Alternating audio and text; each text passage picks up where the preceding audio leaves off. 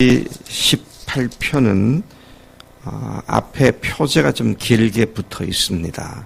다른 시하고 다른 점 중에 하나가 그런 것인데, 그 표제를 다시 읽어보면 여호와의 종 다윗의 시, 인도자를 따라 부르는 노래, 여호와께서 다윗을 그 모든 원수들의 손에서와 사울의 손에서 건져주신 날에 다윗이 이 노래의 말로 여호와께 아뢰어 이르되.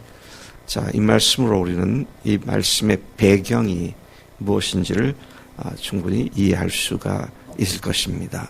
사울에게 쫓겨 죽음의 문 앞을 왔다 갔다 하는 그 사경의 어려움을 겪는 가운데 하나님께 부르짖었을 때 어떻게 그를 위경에서 구해내셨는지, 그 기쁨과 감사함으로 하나님께서 나를 이렇게 구원하셨으니 찬송 받으시기에 합당한 분이십니다. 그런 노래로 하나님께 시를 지어서 노래했고, 훗날 그 인도자가 이 시편을 앞서서 읊어대는 인도자를 따라서 회중들이 부르는 노래로 그렇게 사용되었다는 것을 보게 됩니다. 이 시는 조금 전에 말씀드린 것처럼 다윗이 하나님의 구원과 승리를 노래하는 시입니다. 이 시는 다윗이 사울의 압제와 단순한 압제뿐만 아니라 추격과 다윗의 살기등등한 뒤따름과 핍박과 또 그에 빌붙어서 그를 비난하고 그를 무참히 죽이려고 덤벼드는 원수들의 그 포악한 상태에서 벗어나 평안을 누리게 되었을 때 그 지난 날을 회고하며 이 찬송시를 지은 것으로 보입니다. 그는 자신의 파란만장한 인생에서 자신의 노력의 결과로 드디어 그 모든 역경을 뚫고 승리했습니다 라고 하지 않고, 그 역경 가운데 하나님께 피하고 하나님께 도움을 구했더니 하나님께서 이렇게 완벽하게 나를 구원하셨습니다, 우리를 구원하셨습니다, 그렇게 표현을 지금 하고 있는 것입니다. 15절까지 말씀을 읽었는데 이것을 세 부분으로 나눠볼 수가 있겠습니다. 1절부터 3절까지는 구원주이시고 구원하시는 하나님을 힘껏 찬송하고요.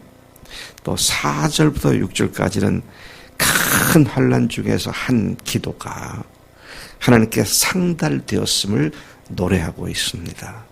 그리고 7절부터 15절까지는 아마도 모세의 인도하에 출애굽을 할 때 그 옛날 신의 산에 강림하셨던 하나님의 위엄, 하나님의 어미하심, 하나님의 광대하심, 그리고 자연계에 있어서의 인간이 상상할 수 없는 어마어마한 자연 현상들을 들어 하나님의 구원이, 나를 구원하신 하나님이 이런 능력의 하나님이시다, 그렇게 찬송하고 있습니다. 다윗은 여러 가지 비유로 자신에게 하나님이 어떤 분이신지를 아주 큰 확신과 기쁨으로 노래하고 있음을 보게 됩니다. 그런 하나님을 나의 하나님, 나의 구원, 나의 반석, 나의 산성, 나의 일반화, 객관화된 그런 고백이 아니라 이제는 그것이 개인화가 된 나의 하나님이 되신, 나의 피난처가 되시고 나의 도움이 되시는, 나의 힘이 되시는 하나님이라고 그렇게 강조하며 반복해서 말을 하고 있습니다. 그가 묘사한 하나님이 어떤 하나님이냐, 자신의 힘, 나의 반석과 요새 건지시는 자, 피할 바위, 방패, 구원의 뿔, 산성, 등으로 묘사하고 그분이 어떤 분이신지를 반복적으로 강조하고 있는 것을 봅니다. 특히 여기서 이 방패, 구원의 뿔, 산성, 요새, 자, 이런 것들은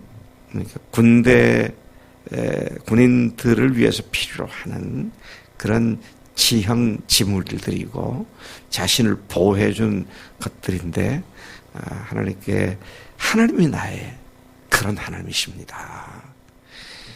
그렇게 지금 강조를 하고 있죠. 그는 이 모든 비유들을 자신의 힘, 자신의 반석 등으로 부르면서 그 능력과 보호하시는 하나님이 자신의 삶의 시간 동안에 늘 함께 하셨음을 강조하고 있습니다. 이렇게 보호하시고 구원해 주시는 하나님을 어떻게 해요? 찬송할 수밖에 없죠. 하나님, 나를 이 위경에서 구원하셨습니다. 제가 79년도에 82년도에 유학을 갔는데, 그때는 목사들은 미국 대사관에서 비자를 잘 안 줬어요. 제가 현직 교수임에도 불구하고 2번씩이나 비자 거절을 당했습니다. 듣는 말에 의하면 한 번만 더 거절하면 영구히 비자를 못 받는다. 그랬어요. 그래서 그때 우리 신학교의 협동학장님이 레위 선교사라고 하는 미국 선교사가 있었는데, 그분에게 도움을 요청해서 같이 가주겠느냐. 이런 것 때문에 가려고 한다. 그랬더니, 내가 기꺼이 돕겠다고. 키도 그분이 크십니다. 우리 이정희 목사님도 크신 편인데, 이정희 목사님보다 한 10cm 더 클 것 같아요. 이거 이런 분이 저하고 같이 대사관을 들어갔습니다. 근데 그분이 얘기한데도 영사가 까다롭게 굴더라고요. 그러더니 이제 나중에 허락을 해서 비자를 받게 되었습니다. 거의 포기하는 수준에 갔었죠. 근데 그 길이 열리게 됐어요. 그래서 집에 돌아와서 제가 우리 식구들하고 아내하고 아이들 같이 무릎 꿇고 앉아서 하나님께 기도했어요. 하나님께 감사하고 하나님께 경배하고 하나님을 찬양하고, 그러고는 서원 기도 같은 기도를 했습니다. 너무 감사해서요. 하나님, 제가 평생 영원히 이 순간을 잊지 않고 주님의 신실한 종이 되겠습니다. 그게 저절로 나오더라고요. 어떻게 할까, 어떻게 해야 될까, 생각을 쥐어 짜내다가 한 게 아니라 그냥 그대로 툭툭 튀어나오더라고. 지금 다윗이 하나님을 찬송함이 조금 전에 우리가 보았던, 어떤 때는 방패가 되셨고, 어떤 때는 숨을 곳이 되셨고, 요새가 되셨고, 어떤 때는 정말로 힘이 없을 때 힘이 되셨고, 그래서 자기를 구원하신 하나님이신 것을 분명하게 경험하고 확신했을 때, 그리고 글쎄 혼자인지 누가 같이 엎드려 기도했는지 모르지만 엎드려 기도하는 순간에 그냥 감사가, 찬송이 터져나오는 그런 삶의 모습을 여기서 지금 보고 있는 것입니다. 조금 깊이 들어갈 수는 없습니다만 1절부터 3절까지를 보면 구원주이신 하나님을 힘껏 찬송하죠. 네. 다윗은 여러 가지 비유로 하나님을 표현했습니다. 자, 그것이 1절부터 3절까지 쭉 나온 내용이죠. 4절부터 6절까지 보면 사망의 줄, 불의의 창수가 자신을 얽매고 두렵게 했고, 지옥의 줄, 사망의 올무가 코앞에 들이닥쳤다고 고백하면서 그 환난의 한복판에서 하나님께 그 사정을 아뢰고 부르짖었더니, 성전이 하나님이 계신 것이죠. 하나님이 계신 그 성전에서 하나님께서 그 기도 소리를 들으셨고, 자신의 부르짖음이 하나님의 귀에 들렸다. 그렇게 노래하며 감사하는 말씀을 하고 있습니다. 우리는 원리로 잘 알고 있어서 그랬구나 그렇게 생각할지 모르지만 참 이상한 거는요. 인간이 너무 어려운 지경에 빠지면 기도하기보다는 자포자기하는 마음이 더 클 수 있습니다. 근데 다윗의 위대함이 바로 여기에 있는 겁니다. 얼마나 힘들었으면 뭐라고 말합니까? 사망의 줄이, 불의의 창수가, 지옥의 줄이, 사망의 올무가 바로 자기 앞에 코앞에 들이닥쳤다. 그렇게 말을 할까요? 그런데 그 고통의 한복판에서 그가 하나님께 사정을 아뢰었다. 네. 너무 실망하고 낙심하는 사람에게 아니 주님을 의지하고 기도합시다. 그러면 적지 않은 사람들이 말합니다. 그건 내가 아는데요. 기도할 마음이 안 생겨요. 그게 참 이상한 일입니다. 잘 알아요. 근데 너무 실망하니까 기도해봤자 무슨 소용이 있나 이런 생각부터 먼저 듭니다. 그게 바로 사탄이 아주 전형적으로 하는 짓인데 너무 힘드니까 그 말이 당연한 것을 또 받아들이려고 하는 우리의 연약함을 또 보게 되죠. 네. 여러분 아무리 급해도 지금 죽을 사경을 헤매는 상태는 아닐 겁니다. 그러니 기도하지 못할 것이 아무것도 없죠. 네. 주님 앞에 그렇게 구할 때 하나님께서 구원하신다. 그렇게 지금 시편 기자가 자기의 간증을 하는 겁니다. 네? 자기 간증이에요, 이것이요. 그러면서 자신을 구하는 하나님이 어떤 분이시냐, 어떤 능력으로 함께 하시느냐. 7절부터 15절까지가 땅을 진동시키고 산들의 터도 요동케 하시는, 그래서 진노를 부으시는 하나님, 지옥불을 연상시키는 그런 표현을 하면서 그것들 가운데서도 하나님께서 역사하시는 능력의 하나님, 그렇게 쭉 표현을 해가고 있는 것을 봅니다. 다윗은 그의 생애는 죽음의 위협을 느끼는 환난의 연속이었습니다.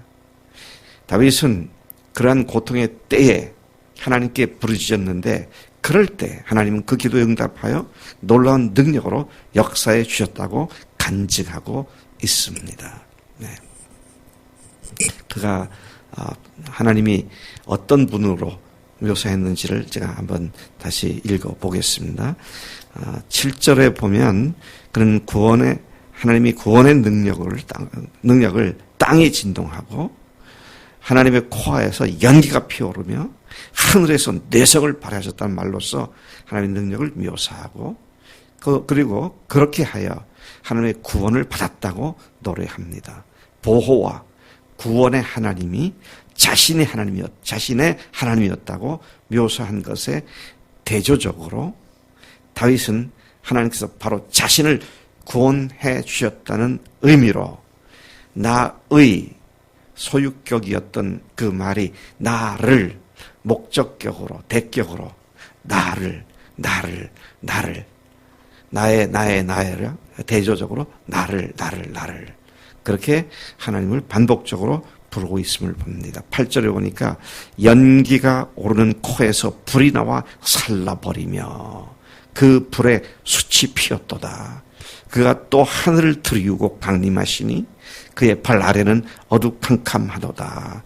그룹을 천사를 타고 다니시며 바람 날개를 타고 높이 솟아 오르셨도다. 11절부터 15절까지 보면 다윗은 대자연 속에 거하시는 하나님의 모습을 노래합니다. 흑암과 숨는 곳으로 흑암을 숨는 곳으로 표현하고 물의 흑암과 공중의 빽빽한 구름으로도 그리하신다고 고백합니다.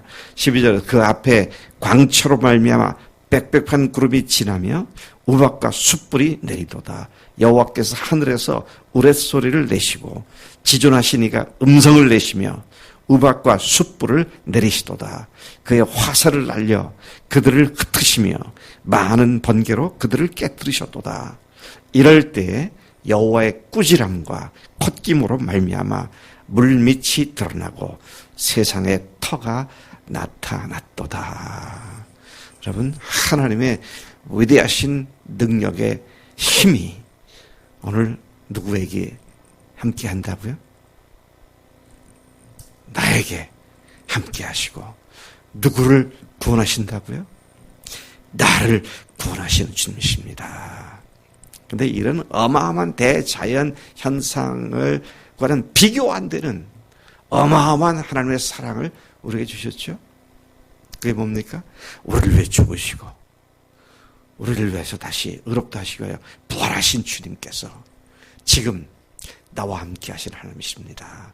이런 고백이 오늘도 우리를 힘있게 만들고 오늘도 우리를 승리케 하는 근본이며 원천이 되는 줄로 믿습니다. 예수님 죽으셨고 부활하셨습니다. 네. 하나님 아버지 감사합니다.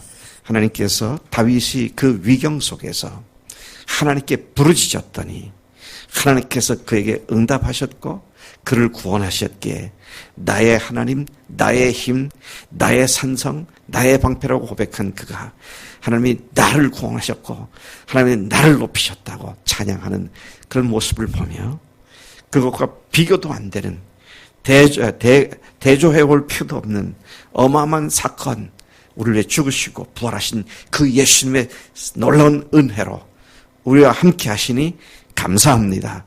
한순간도 하나님이 이 은혜를 잊지 않고 이 거대하고 광대한 하나님의 사랑을 잊어버리지 아니하고 늘 생생하게 기억하며 하나님을 찬송하고 하나님을 노래하는 우리의 매일 매순간이 되도록 인도하시는 줄로 믿습니다. 오늘도 하나님 그렇게 살겠습니다. 감사하고 예수님의 이름으로 기도를 쌉나이다. 아멘. 아멘.